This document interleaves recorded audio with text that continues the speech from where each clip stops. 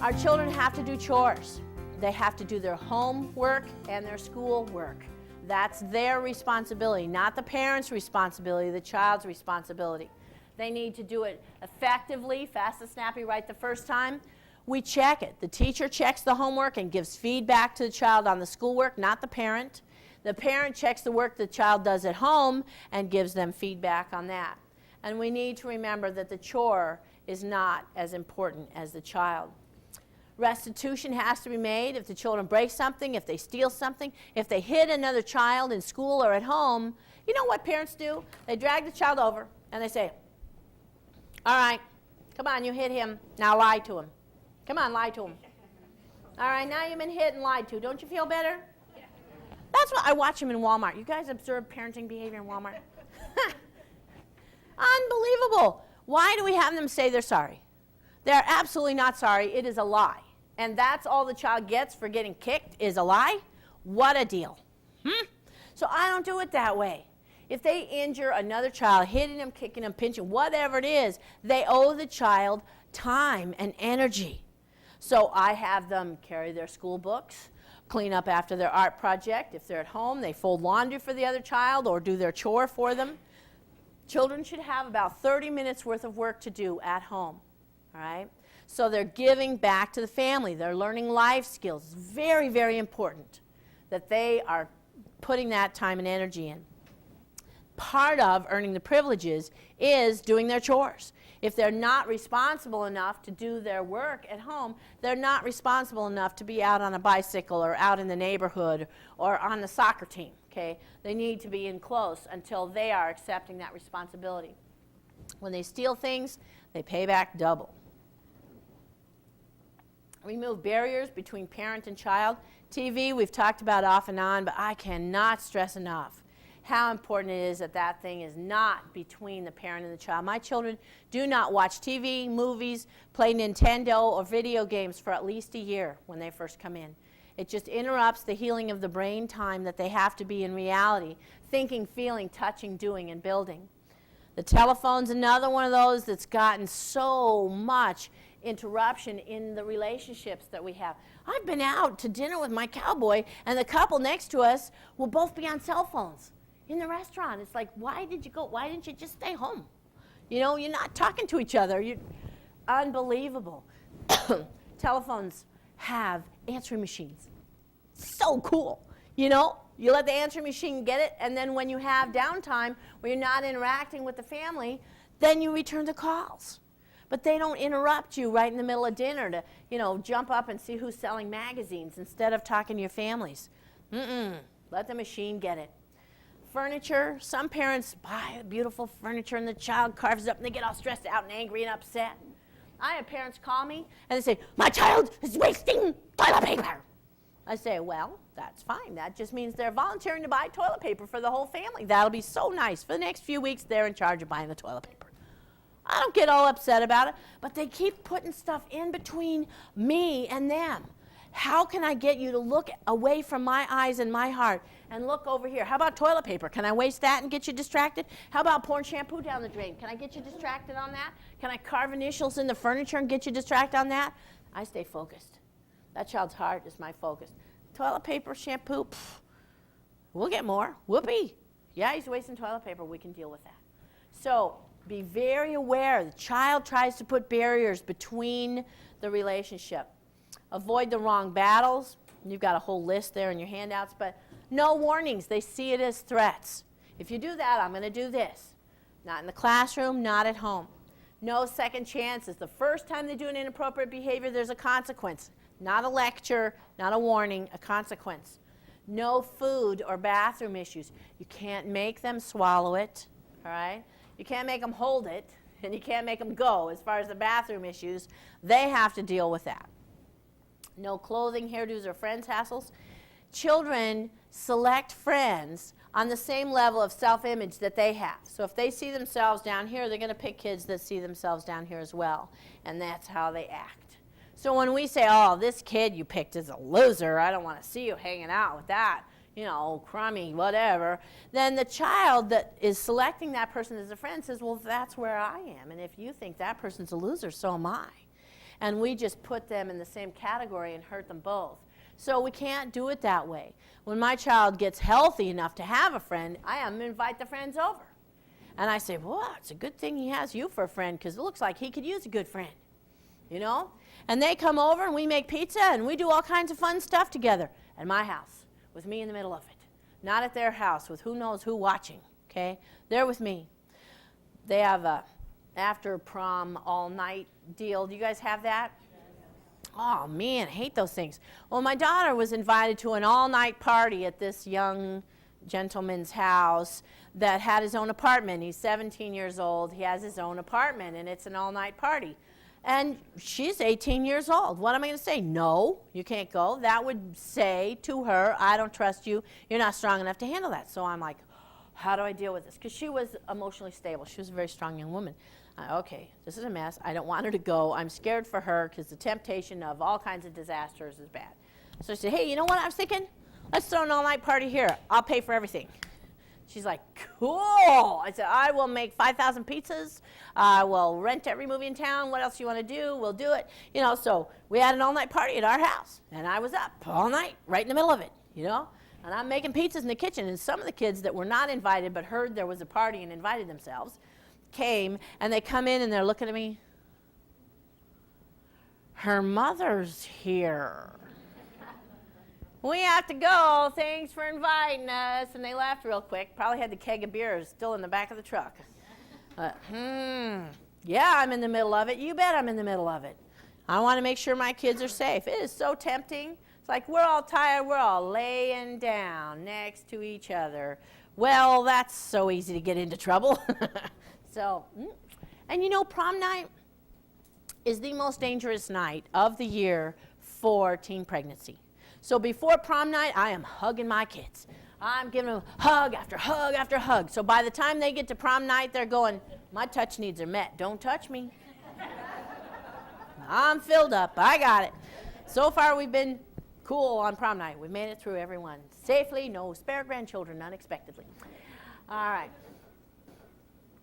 No anger. We've talked about that off and on. But their pathology feeds on that anger, and it makes them sicker. And it doesn't do a whole lot for us either, okay? No one asked for advice. The underlying message, that covert message, is that you're too stupid to think for yourself, so I have to tell you what to do. I hear parents saying to their child on the way out the door to school in the morning, get your coat on, it's cold outside. That means you're too stupid to realize what the temperature is, and I have to tell you what to do. Okay, well, if they're old enough to go to school, you have no business reminding them to put a coat on. Okay, or they're way too immature to be in school. And then they say, do you have your lunch money? Do you have your homework? Did you get your tuba? Do you? So the child says, you know what, it's mom's job to remember everything. And if mom forgot, they call up and they say, Mom, will you please bring my tuba? And I say, no, but thank you very much for calling. It's not my job to remember the tuba. If they forgot the tuba or the lunch or whatever it is, there's a wonderful natural learning consequence with that, you know? And we need to let those consequences fall. We teach the child to think for him or herself with natural consequences, all right? I had this little girl from Hawaii, and she came and stayed with me for a few weeks, and they don't wear winter coats in Hawaii much, apparently. Well, I live in the high mountains of Colorado at almost 7,000 feet, and it gets pretty nippy, okay? So it was very cold while she was with us. And I said to her, I want you to run out and get the newspaper at the end of the driveway for me. She said, yes, ma'am. And she ran right out there, barefoot, no coat. Got the newspaper and brought it in. She says, whoa, it's cold out there. I said, yes, it is. And the next day I said, I want you to get me the newspaper. She said, yes, ma'am. Ran right out there, no coat. Came in, whoa, it's really cold out there. I said, yes, it is. 4 days in a row, she did that. And the fifth morning, you know, I said, I want you to run out and get the newspaper. Could I go get my little sweater? I said, how about this nice down coat and these heavy boots? She says, oh, this is nice. I said, yeah, that's how we do it in Colorado. And she ran out, got the newspaper. She said, this is a lot better. I said, yes, we all think so too. Natural consequences. Now, I would not have taken her on a 10-mile hike in the freezing cold and tortured her. That's not, okay, but a short little run to the end of the driveway that she chose to do, I'm going to let her roll. And she learned to put a coat and boots on. So she thinks about those things now before she has to leave the house. Is it cold? Do I need to take care of those things? Natural consequences. But some things, like what about the natural consequence of running in the road? Well, that's a learning experience I hope my children don't have to have, you know. So we can't let that natural consequence fall, can we? It would be tragic.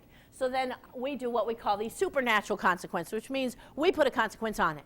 So if we have a child who's running in the road, then I say, you know what, while we're out, I'm going to be holding your hand while we go for a walk. So I know you're safe. And we'll walk, and they are right here in my grip the whole time because they're not strong enough. One thing that Dr. Foster Cline does is just one of my favorites. He'll say, you see that bug crawling along there? And the little one will say, yeah. And he goes, that's what you look like when a car hits you.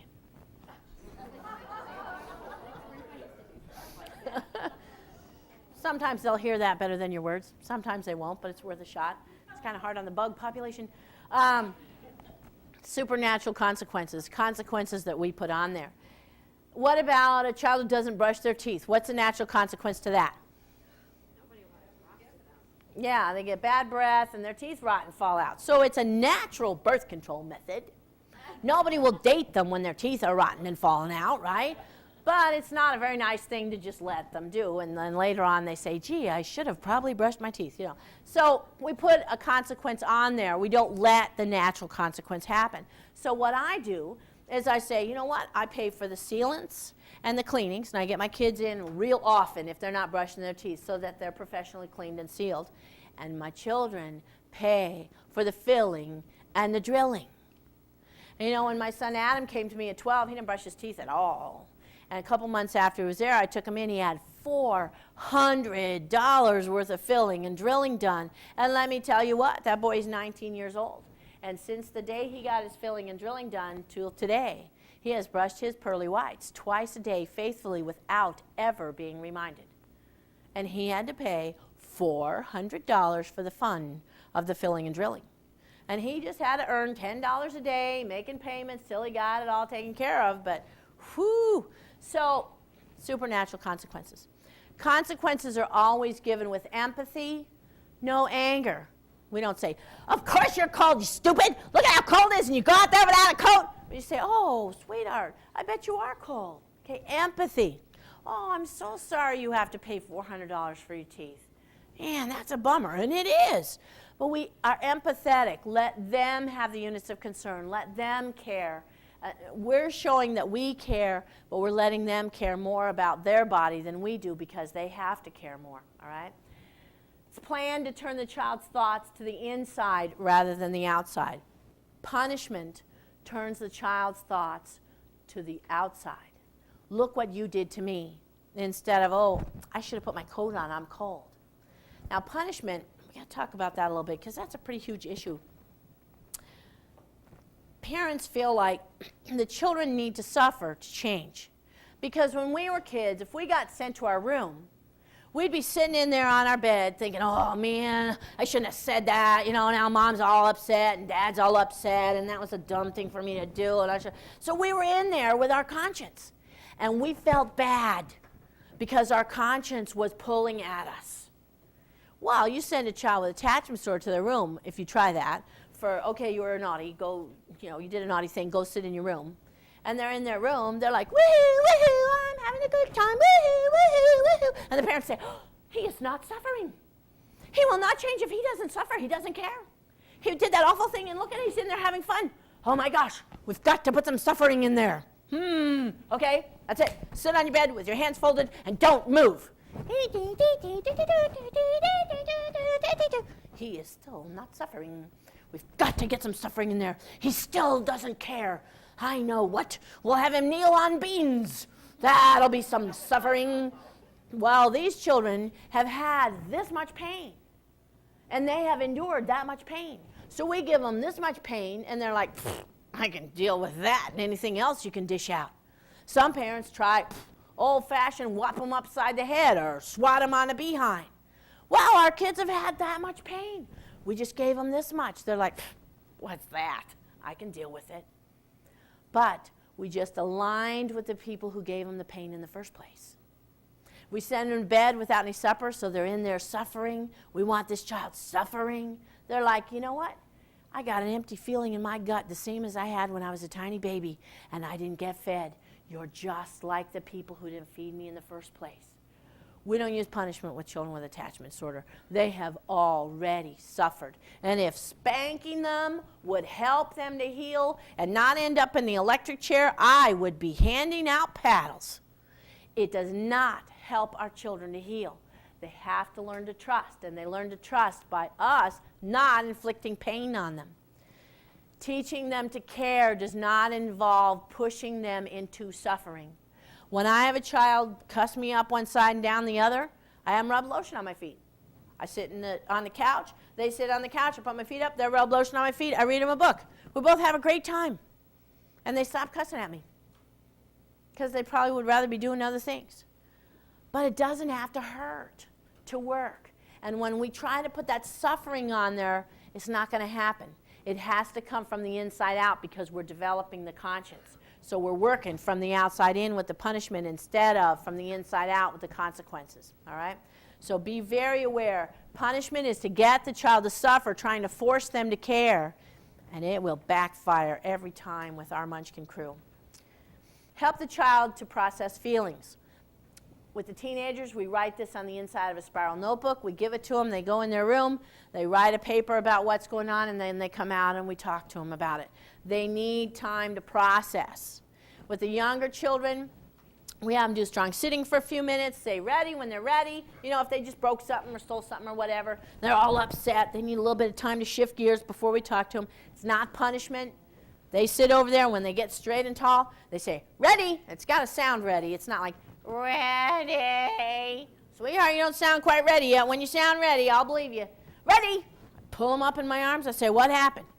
I don't know. I've never done a thing wrong in my entire life. Oh, you're so silly. I thought you said you were ready. Hop back over there and do strong sitting till you're ready. I didn't do it. I don't know why you always blame me. Just because you saw me do it, there's not any reason that I really did it. You know, so they're in that back part of their brain, and then you see them, whoosh, the cingulate gyrus just shifted. It's like so cool. And then they get there, ready? Good job. All right, what happened? Well, I did it. Yes, you did. Good job being accountable. Good job telling the truth. So we just agree with them. We don't say, yes, you did, and I'm sick of you doing that. Nah, just good job telling the truth. Short and sweet. What was I feeling? Well, I was mad. Wow, you were having a lot of big feelings. How did I handle it? Well, I didn't handle it very good because now I have to clean up that whole mess. So how'd that work out for you? Well, not good because now I have to clean up instead of going and playing, and that's what I was going to do. So how can you handle it better next time? Well, next time I could just kill my brother, and then he won't be making me so mad. Well, if you have an oppositional child and you hear something like that, our instinct is to say, oh, you can't do that. Well, what's their brain going to say? Yeah, so don't go there. All right. So you say, well, that's one idea. What's another way you might handle that? Well, next time I'll just kick his teeth out his throat and he won't tell on me. Well, that's another idea. What's another way you might handle it? Well, I could come and tell you, and you could make him stop before I get so mad. I said, well, sounds like you got a lot of good ways to handle it. It'll be interesting to see which one you decide to do. All right? So in the classroom, when we have them do the Take a Hike program, the slip that they take on the outside of the door has this list written down. They go in the other classroom, they write it down. If they're, kindergarten, first grader, they can't write it down. They draw a picture about what happened. All right? But they put some effort into it. And then they come back, give the teacher the note. She looks at it. It's got accountability on there, and they've worked on it. They can go back to their desk, and life goes on. All right? The feelings book is a project we have them do in the morning at home. It's a feelings journal where they draw a picture about the worst thing that happened yesterday and the best thing that happened yesterday for the little ones. And for the older ones, we have them write 3 feelings they had yesterday, what they were about, and how much they felt them. And there isn't a right and a wrong with these books. It's just being in touch with what's going on inside of them and knowing that we accept whatever their feelings are. And that's okay. Number 12. Last but not least, build self-esteem. Self-image is a better term for it. How the children see themselves is going to interact with how they act. The most powerful tool that we have is our eyes. I showed you the picture of my daughter Beth. She has beautiful blue eyes. And I used to think that, you know, kids looked in the mirror and they looked at themselves and they said, okay, well, I have nice eyes and I have a nice nose and I guess I'm pretty, okay, or whatever. I figured people looked in the mirror and decided whether they looked acceptable or not and whatever. Well, my daughter was working with the horseshoer one day and she said something so profound, a little 6-year-old girl, that touched my heart so much. It changed the way that I parented and interacted with the children from that day on. She was working with the horseshoer. He was bent down, trimming the horse's hooves, and she was handing him tools and stuff.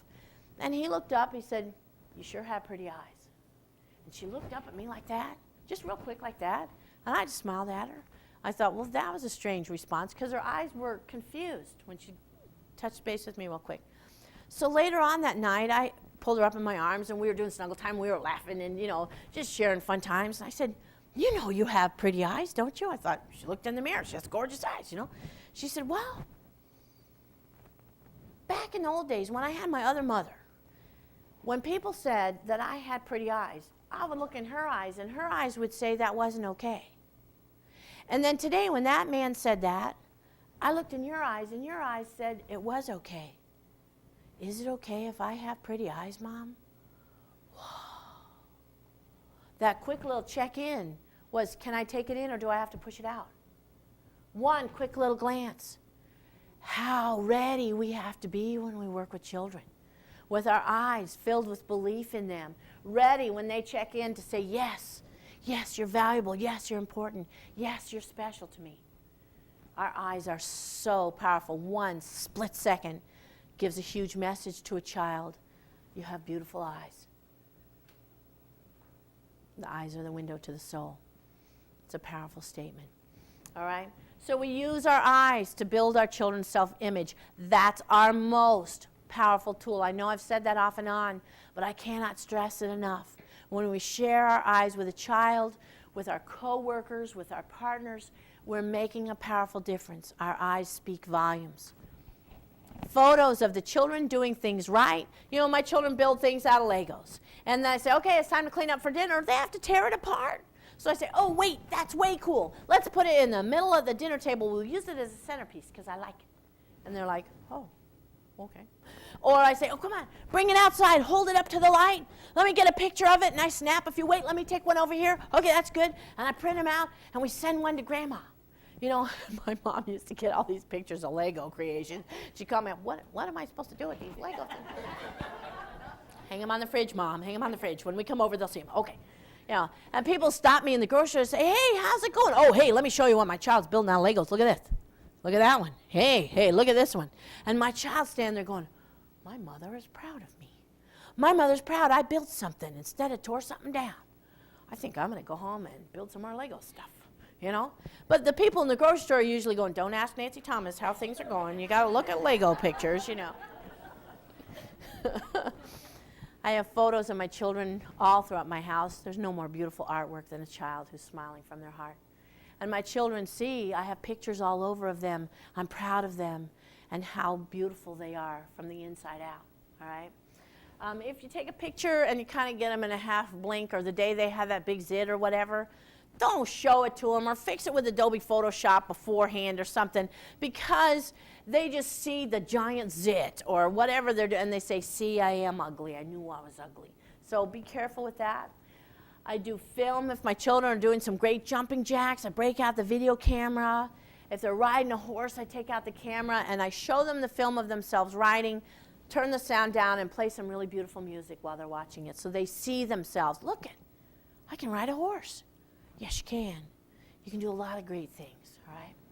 A life book is a picture book. Starts from the day they're born, not the day they were adopted. That is so very important if it's an adopted child. So the day they're born. If we don't have baby pictures of the day they're born, we have a map with a star on it where they were born. But the book starts there. They draw pictures of the people that were in their lives that we don't have photos of. There's a timeline. This is where you lived until this date. This is where you lived. As much as we can find of their history. And it continues on through today with pictures of the birthday parties and, you know, different things. We work together. When they do a good job, it builds self-esteem. I introduce this is my son. He's my best pot scrubber in the whole family. I'm the best pot scrubber. This is my daughter. She's the best laundry folder. I'm the best laundry folder. Okay? Working together, doing projects, they build that self-esteem of, I'm valuable. I can do things. I'm important. I'm part of the family. Our words, the least effective way to build self-image. But let's take a look at that. Unconditional negatives, that's like labeling. You're stupid, you're lazy, you never listen, you're always late, you're such a slob.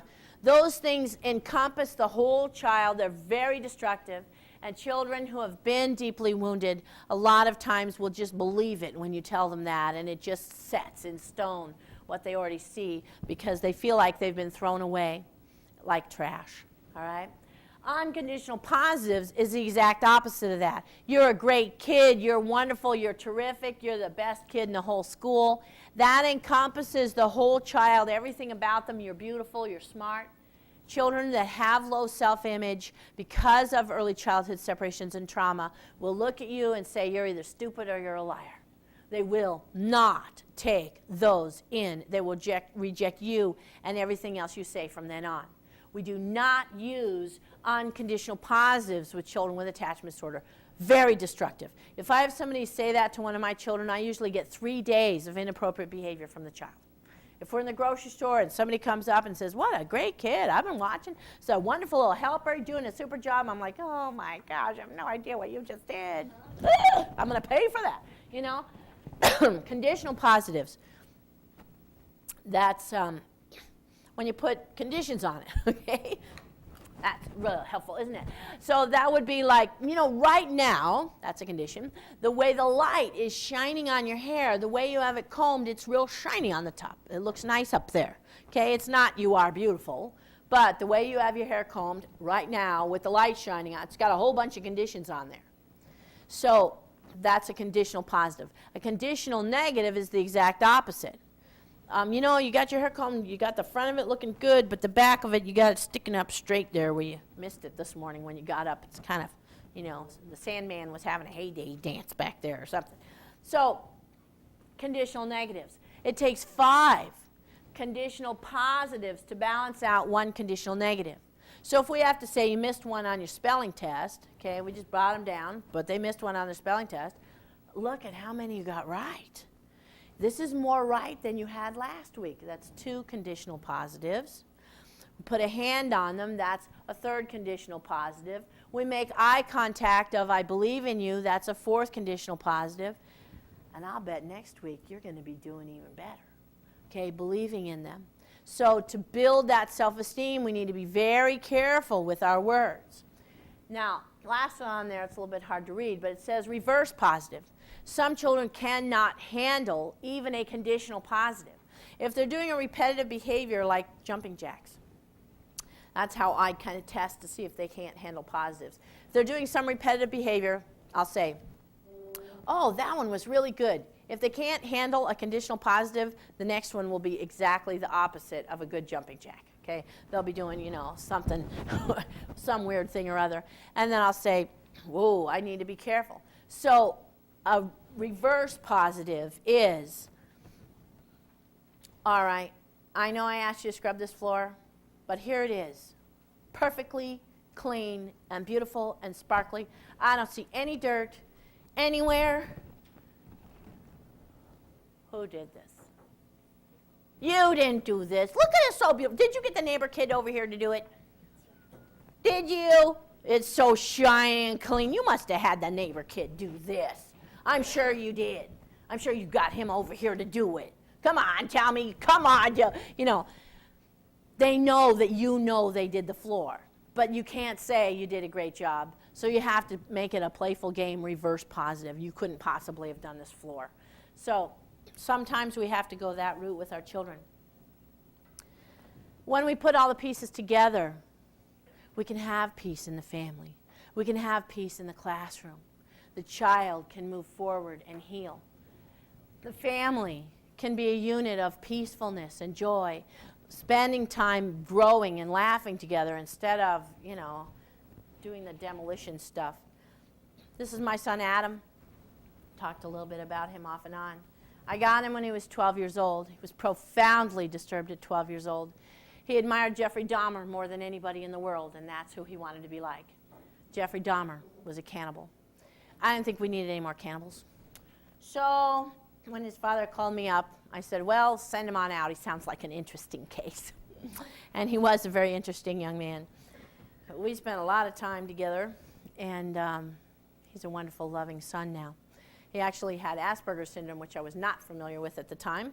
I thought he had attachment disorder. And when I found out he had Asperger's syndrome, I got a couple pages on it and read that part, but I didn't get the whole book until he was 19 and graduated from high school. I was at a bookstore like this, and I bought a bunch of books. I said, oh, Asperger's, I should probably finish reading up on that now that Adam's healthy and doing 100% great, and so that in case somebody else has questions. And it says in there it's incurable. I'm so glad I didn't read the book first. When Adam was healing, his birth mother actually died when he was 8 years old. She had cancer, and she suffered for a lot of years and died. And at her funeral, he said, I don't know why everybody came to pay a lot of attention to her. All she did was die. I'm the cute one. 8 years old, pretty cold, pretty cold. But he was scared of lumps. And when he was about 14, he was very tall at 14. He's actually 6'3" now. I'm glad we got him on track before he got so big, because he's bigger than me. And he came to me and said, Mom, I have a lump. Will you check my lump? And I'm looking and I said, I don't see any lump. I don't feel anything. I said, were you coughing or did you choke or something? He said, no, but I got a lump there, Mom. I can feel it. It's in there. I said, well, I don't feel anything. I don't see anything. How long have you had that? He said, I got it the night before last. You were in the kitchen and you were crying, and I never saw you cry before, Mom. And I got a lump in my throat right there, and it won't go away. Whoa. I was so proud of him that he had empathy for my feelings. I jumped up and hugged him and cried some more. He said, now why are you crying? I said, because I'm so proud of you and your gentle heart, and that you care about my feelings. He said, but I don't understand why you're crying. I said, it's a mom thing. You'll never get it. It's okay. My son is 19. He has a job. He has a life. He has friends. And he had Asperger's syndrome. They're not supposed to be able to do any of that independently at 19. He's saving for college. This is my birth daughter, Beth. She has a therapeutic horseback riding program for emotionally disturbed children. She works with autistic children. She works with reactive attachment disorder children. She was raised with psychopaths.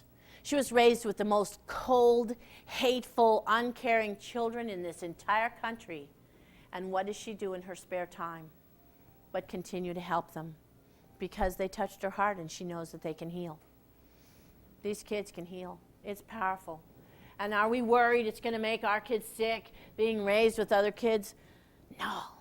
It gives them opportunities to see that children can heal. I always made sure they were younger than my healthy children. So each child I brought in was younger, so they weren't looking up to an older child who was sick and twisted and doing inappropriate behaviors.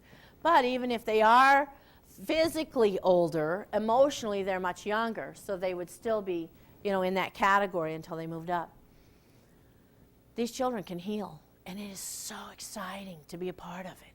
At home, in the classroom, the work that you do, there's nothing better to invest in than our children.